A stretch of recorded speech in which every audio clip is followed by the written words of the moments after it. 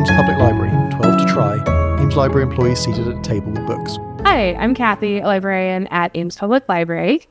And I'm Clelia, also a librarian at Ames Public Library. And we're here to give you some recommendations for the library's third annual 12 to Try challenge. So for the month of April, the challenge is fiction by a Latinx author. And Clelia and I are here to give you some different suggestions. So what's your first suggestion? So my first choice, it's a book of short stories.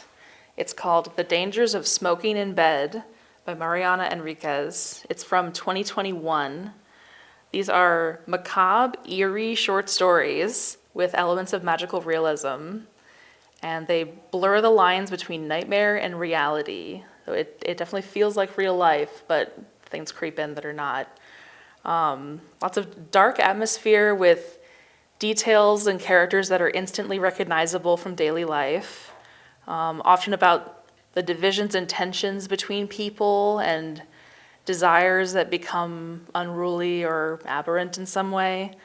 It was shortlisted for the International Booker Prize, and she's a very cool author. She's an Argentinian author and has written other books since this. There's actually a new collection of short stories that came out in 2024 called A Sunny Place for Shady People, which also sounds great. I have that on hold for this October to read. One article that I found called her the queen of new Latin American neo-Gothic horror. So that's awesome. I would recommend this for fans of Carmen Maria Machado's Her Body and Other Parties, Fernanda Melchor's Paradise, and V.E. Schwab's The Invisible Life of Addie LaRue.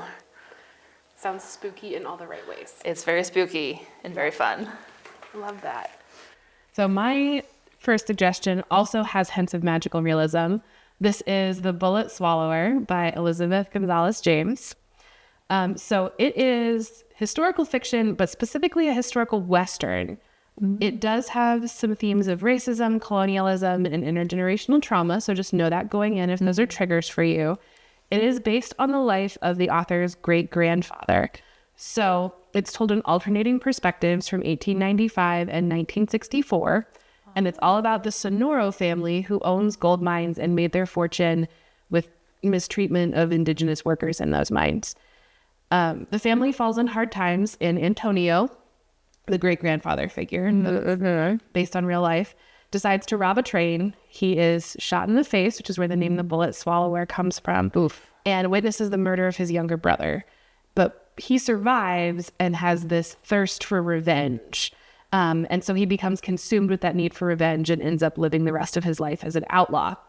And so the family doesn't talk about him. But his grandson, Jaime, gained fame by acting and singing and kind of has made this life for himself as a bit of a celebrity. And he receives a visit from a mysterious figure named Remedio, who brings a book that has the whole family history. And Jaime's father says, don't read the book. You don't need to know about your great-grandfather. But of course he reads it. And then he must reckon with whether or not his family's cosmic debt needs to be repaid.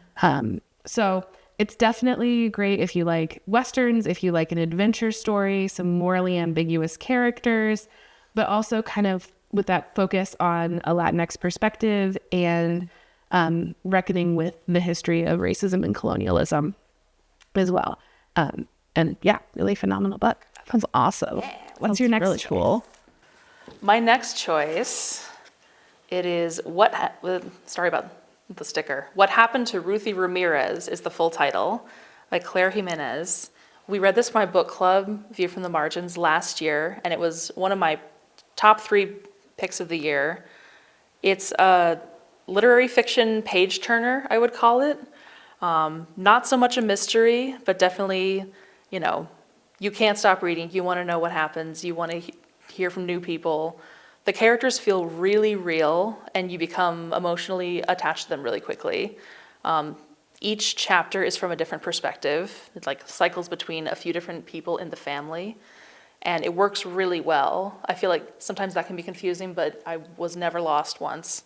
Everyone feels very fleshed out and has a distinct voice. There's also a reality TV plot component, which I just love. I think more novelists should write about reality TV because there's so much to work with there. It's very evocative of a time and place. It's set in Staten Island, where the author is from, and you can tell there's a lot of just like authentic detail and information. It's funny, it's entertaining, it's sad, bittersweet, and satisfying at the end, but still sad, about generational pain and making a life for yourself in spite of things that have happened. I realized when I first read it that I kept misremembering that there was a question mark at the end of the title. There isn't. So this is what happened to Ruthy. You do find out what happens to Ruthy. But the journey to get there is really compelling, and I read it so quickly. I would recommend this for fans of Porachista Cockpour's Tyrangelus or Angela Flournoy's The Turner House. Also both great books. I've read The Turner House. I agree. Nice. Yeah. So this is my second choice. It's actually the second book in a series. It's the Luna Sisters series. The first book is Anna Maria and the Fox.